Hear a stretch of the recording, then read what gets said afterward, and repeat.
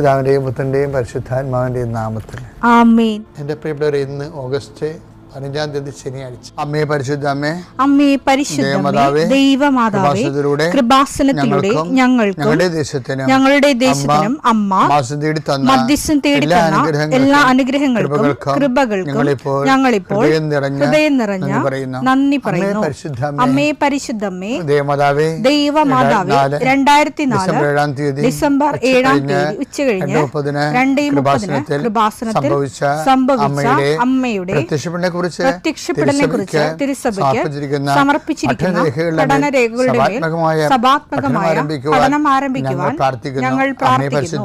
അമ്മേ പരിശുദ്ധമേ, ഭൂസ്വർലോകങ്ങളുടെ രാജ്ഞിയായ അങ്ങേയ്ക്ക് ഭൗമസംരക്ഷണത്തിനായി പ്രപഞ്ചപ്രകൃതിയെ തന്നെ തിരുസഭ പ്രതിഷ്ഠിക്കുവാൻ ഈ പ്രത്യക്ഷീകരണം വഴി ഇടയാക്കണമേ. പരിശുദ്ധമേ, ജപമാല മാതാവേ, സകല കൃപാസനം പ്രാർത്ഥനയോടും ചേർത്ത് ഞങ്ങളിപ്പോൾ പ്രാർത്ഥിക്കുന്ന ഈ കുടുംബത്തിന്റെ പ്രത്യേക നിയോഗം പറ മക്കളെ.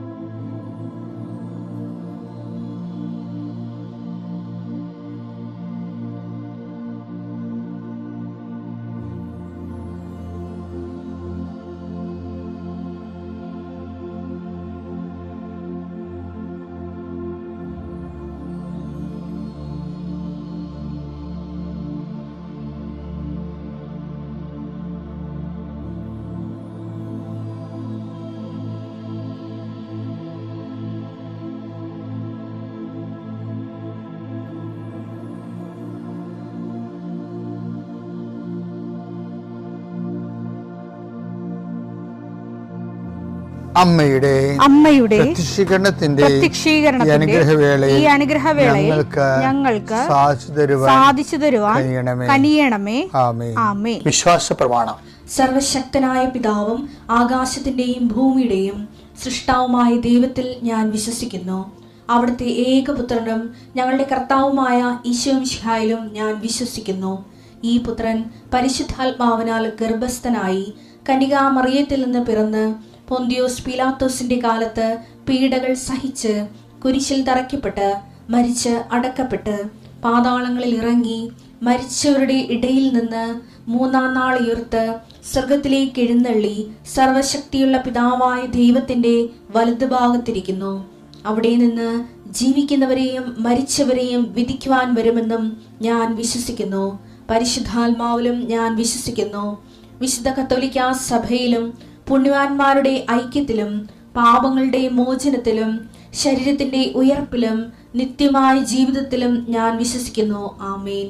സ്വർഗ്ഗസ്ഥനായ ഞങ്ങളുടെ പിതാവേ, അങ്ങയുടെ നാമം പൂജിതമാകണമേ. അങ്ങയുടെ രാജ്യം വരണമേ. അങ്ങയുടെ തിരുമനസ് സ്വർഗത്തിലെ പോലെ ഭൂമിയിലും ആകണമേ. അന്നു വേണ്ടുന്ന ആഹാരം ഇന്ന് ഞങ്ങൾക്ക് തരണമേ.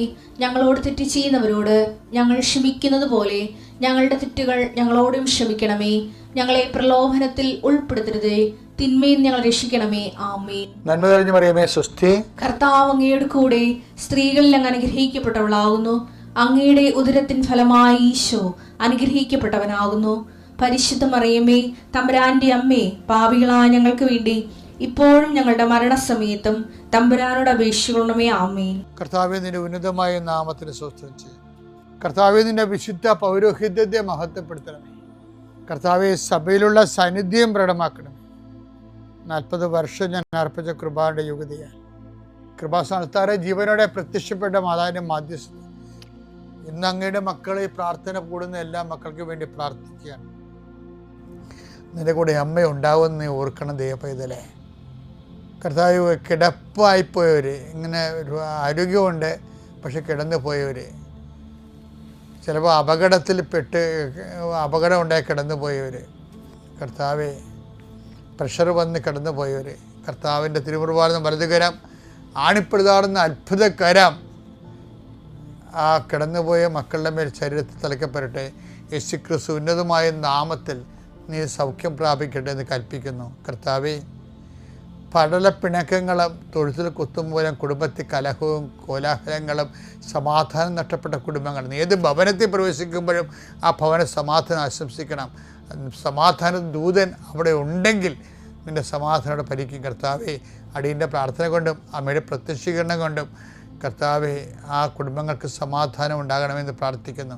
പഠിക്കാൻ പോകുന്ന കുഞ്ഞുങ്ങൾ, പഠിക്കുന്നതിന് വേണ്ടി ഒരുങ്ങുന്ന കുഞ്ഞുങ്ങൾ, കർത്താവേ, എന്തെല്ലാം കാര്യങ്ങൾക്ക് വേണ്ടി മക്കൾ വേദനിച്ചുകൊണ്ട് ആശങ്കപ്പെട്ടുകൊണ്ട് കണ്ണുനീരോടെ വിഷമിക്കുന്നുണ്ടോ ആ മേഖലയിലെല്ലാം പരിശുദ്ധാത്മ പ്രവർത്തിച്ചുകൊണ്ട് നിൻ്റെ വിഷയത്തിൽ ദൈവം തീരുമാനമെടുക്കാൻ പോകുന്നു. കർത്താവിൻ്റെ മുമ്പിൽ നീ ജാഗ്രതയോടെ പെരുമാറുക.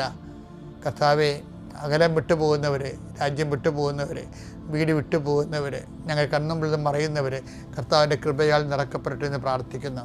എൻ്റെ കർത്താവെ, ജോലിയില്ലാത്തതിൻ്റെ പേരിൽ വിസ പുതുക്കാത്തതിൻ്റെ പേരിലും യാത്രയ്ക്ക് നാട്ടിലേക്ക് വരാൻ പറ്റാത്തതിൻ്റെ പേരിലും തിരിച്ചു പോകാൻ പറ്റാത്തതിൻ്റെ പേരിലൊക്കെ കുടുങ്ങിക്കിടക്കുന്നവർ, എൻ്റെ കർത്താവിൻ്റെതുമായ എന്തെങ്കിലും ബന്ധനങ്ങളെ ഞാൻ അർപ്പിച്ച 40 വർഷത്തെ ബലിയുടെ ശക്തിയാൽ ബന്ധിക്കുന്നു, അഴിച്ചു മാറ്റുന്നു.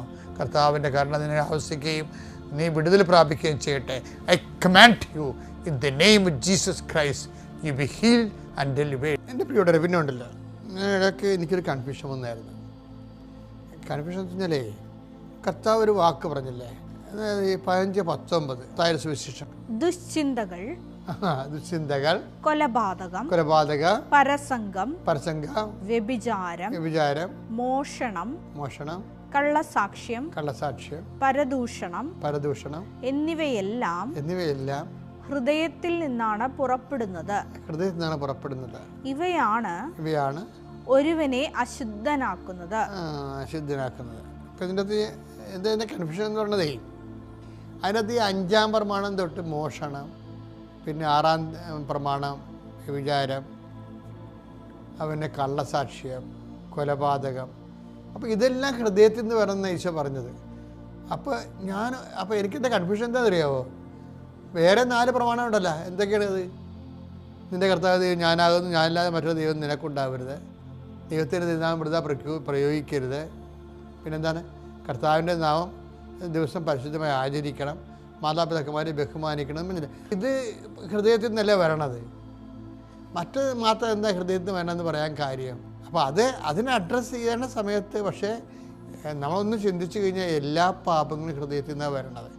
ഹൃദയത്തെ കൈകാര്യം ചെയ്യാൻ പറ്റുന്നില്ലെങ്കിൽ ആത്മീയ ജീവിതം നമുക്ക് സാധ്യമല്ല.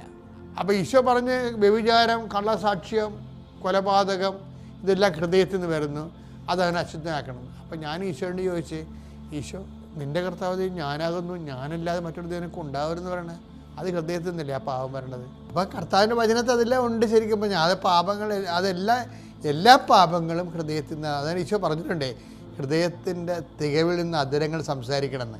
ലൂക്ക 6:45 ഹൃദയത്തിന്റെ നിറവിൽ നിന്നാണല്ലോ അധരം സംസാരിക്കുന്നത്. ഇനി എസെക്കിയേൽ 14:3 എടുത്തേ. മനുഷ്യപുത്ര ഇവർ വിഗ്രഹങ്ങളെ തങ്ങളുടെ ഹൃദയത്തിൽ പ്രതിഷ്ഠിച്ചിരിക്കുന്നു. അവരുടെ പാപഹേതുക്കൾ അവരുടെ കൺമുമ്പിൽ തന്നെയുണ്ട്. അപ്പൊ ദൈവത്തിനേക്കാൾ പ്രാധാന്യം എന്തിനു കൊടുത്താലും അത് വിഗ്രഹമാണ്. എനിക്ക് അവനെ കല്യാണം കഴിക്കണം, അല്ലെങ്കിൽ അവളെ തന്നെ കല്യാണം കഴിക്കും, അല്ലെങ്കിൽ ഞാൻ ഉണ്ടാകത്തില്ല എന്നൊക്കെ പറയും. ഞാൻ ശരിക്കും സഹതാപത്തോട് നോക്കി നിൽക്കും. എന്താ കാര്യം അറിയാമോ? അത് ഒന്നാമത്തെ പറയണ ദൈവദൂഷണമാണ്. കാര്യം ഇയാൾ ദൈവത്തിനെ മറന്ന് ജീവിച്ച് കണ്ട ദുരാശ കൊണ്ട് എവിടെയോ കൂടെ ഉടക്കി. ഞാൻ പ്രണയം മോശമാണെന്ന് ഞാൻ പറയണില്ല, പ്രണയം മോശമാണെന്ന് പറഞ്ഞാൽ ശരിയല്ല. അത് മനുഷ്യരാശിയിൽ പരസ്പരമുള്ള ആകർഷണങ്ങൾ വെച്ചിരിക്കണതല്ലേ അല്ലേ? പക്ഷേ ഇതിനകത്ത് ഈ പ്രണയ കെണിയും അതുപോലെ തന്നെ ഹണി ട്രാപ്പും, ഈ 14 പ്രണയങ്ങൾ ഹണി ട്രാപ്പാണ്. അപ്പോൾ അച്ഛനെന്താ ഇങ്ങനെ ഒരു അച്ചടക്കമില്ലാതെ സംസാരിക്കണം നിങ്ങൾ തോന്നും. എനിക്കിതില്ലേ പരിപാടി, ഇവിടെ ഇരുന്നുകൊണ്ട് ഈ കേൾക്കണം മുഴുവൻ അതല്ലേ. പല ആൾക്കാരും കുറച്ച് കഴിയുമ്പോൾ ബലിയാടാകും. അപ്പോൾ എന്ത് പറ്റിപ്പ് നടക്കണമുണ്ട് പ്രണയത്തിൽ. എനിക്ക് പറഞ്ഞത് ഞാനിപ്പോൾ ഈ ഒരു 39 കൊല്ലങ്ങളായിട്ട് കൗൺസിലിംഗ് തുടങ്ങിയിട്ട് തലമുറ. അപ്പോൾ ഒരു തലമുറ കഴിഞ്ഞു പോയി. 35 കൊല്ലമല്ലേ ഒരു തലമുറയെന്ന് പറയണത്. അപ്പോൾ ഒരു തലമുറ കഴിഞ്ഞു പോയി. പക്ഷേ എനിക്ക് മനസ്സിലാകണത് ഇപ്പോഴത്തെ തലമുറയെന്ന് പറയണത് പ്രണയത്തിനും വ്യക്തിക്കും ഒരു പ്രാധാന്യം കൊടുക്കണില്ല. അതുകൊണ്ട് അവർക്ക് എന്ത് തടയും, എന്ത് മെച്ചമുണ്ടാകും എന്ന വിഷയത്തിനാണ് പ്രാധാന്യം കൊടുക്കുന്നത്. അതുകൊണ്ട് ഇവർ ഈ പ്രേമപ്പനി പിടിച്ചൊക്കെ വന്നാലൊന്നും ഞാൻ അധികം മൈൻഡ് ചെയ്യത്തില്ല. മൈൻഡ് ചെയ്യണമല്ല, ഇവർ എന്നോട് പറഞ്ഞാൽ ഞാൻ ആത്മഹത്യ എന്നൊക്കെ പറഞ്ഞ് എൻ്റെ അടുത്ത് ഭീഷണിയൊക്കെ പറയും. ഞാനോട് തലയൊക്കെ വെച്ച് പ്രാർത്ഥിക്കരുത്, കുഴപ്പങ്ങളൊന്നും ഉണ്ടാകില്ല എന്ന് വെച്ച് പ്രാർത്ഥിക്കും. പക്ഷേ എന്നാലും മനസ്സിനൊരു വിഷമം. എന്താ കാര്യം? ഒരു വിഗ്രഹമല്ലേ നീ. ഇപ്പം ഇതല്ലേ പണമായിരുന്നു, ചിലർക്ക് പണമായിരിക്കും. 10 പ്രാവശ്യം എണ്ണിയല്ലേ ചില ആൾക്കാർ പണം കൊടുക്കത്തുള്ളൂ. 10 പ്രാവശ്യം തിരിച്ച് മറിച്ച് എണ്ണിയേ കൊടുക്കത്തുള്ളൂ. മത്തായി 12:34 എടുത്തേ. അണലി സന്തതികളെ ദുഷ്ടരായിരിക്കെ നല്ല കാര്യങ്ങൾ പറയാൻ നിങ്ങൾക്ക് എങ്ങനെ കഴിയും? ഇത് പണ്ടുപോലെ ഇപ്പോഴും മാത്രമല്ല ഈ പണി. നല്ല അലക്കി തെച്ച വർത്തമാനം പറയണ ആൾക്കാരുണ്ട്. ദുഷ്ടത മനസ്സിൽ വെച്ചുകൊണ്ട്, കോപം, വൈരാഗ്യം, അശുദ്ധ സംഭാഷണമൊക്കെ മനസ്സിൽ വെച്ചുകൊണ്ട് അവരെ വിളിക്കണ അണലി സന്തതി എന്നാണ്. അണലി സന്തതി വിളിക്കാൻ കാരണം വെച്ച് കഴിഞ്ഞാൽ നമുക്ക് അണലി, ഞാൻ കഴിഞ്ഞ ദിവസങ്ങൾ പറഞ്ഞില്ല, തീപ്പാമ്പെന്ന് പറഞ്ഞ സാധനം, അതിങ്ങനെ മരുഭൂമിയിൽ ഇങ്ങനെ പൊളഞ്ഞ് താഴേക്ക് ഇങ്ങനെ മുങ്ങിയിരിക്കും. അതിൻ്റെ ആ 2 ചെറിയ മുള്ള് മാത്രം മുമ്പിൽ കാണാൻ പറ്റും. അടുത്ത് പോകുമ്പോൾ നമ്മൾ നമ്മളെ കൊത്തി കഴിയുമ്പോഴാണ് അയ്യോ ഈ സാധനം ഇപ്പോൾ ഉണ്ടായിരുന്നില്ല എന്ന് വരും. അപ്പം പുറമേ അലക്കി തെച്ച് ഒരു വർത്തമാനമൊക്കെ പറയും. പക്ഷേ കാര്യത്തിലെടുക്കുമ്പോൾ അവർ കറക്റ്റ് അവരാരാണ് അതാണ് നമുക്ക്. അപ്പം ഞാൻ പലപ്പോഴും ചെയ്യണത് ഇങ്ങനെയൊക്കെ ഞാൻ ടാസ്ക് കൊടുക്കും. നമുക്ക് ആവശ്യമില്ലെങ്കിൽ ഒരു ടാസ്ക് കൊടുക്കും. ഇതെങ്ങനെ ടെസ്റ്റ് ചെയ്ത് സ്വർണ്ണം ഉരച്ച് നോക്കണമല്ല, ഉരഞ്ഞിട്ട് എങ്ങനെയുണ്ടെന്ന് നോക്കണമല്ല. മിക്കവാറും ആൾക്കാരടുത്ത് വീഴും. അത് I have no time to waste. ഞാനെപ്പോഴും അങ്ങനെ ആൾക്കാരുടെ ആവശ്യമില്ലാതെ സമയം വേസ്റ്റ് ചെയ്യാനില്ല. പിന്നെ നമുക്ക് സമയം എടുക്കണമെന്നുണ്ടെങ്കിൽ ആളെ നമ്മൾ തുരച്ച് നോക്കും. അത് തെറ്റൊന്നുമില്ല എൻ്റെ അകത്ത്. കാര്യം ഇതിനകത്ത് പറഞ്ഞ അതായത് നമ്മൾ ആരെയും നമ്മൾ സഹായിക്കാം. അത് ദുഷ്ടനെയും ശിഷ്ടനെയും എല്ലാം സഹായിക്കാം. പക്ഷേ നമ്മൾ റിലേ ചെയ്യുമ്പോൾ എപ്പോഴും നമ്മൾ റിലേ ചെയ്യാൻ പറ്റുമെന്ന് നോക്കണം. മർക്കോസ് 7:9.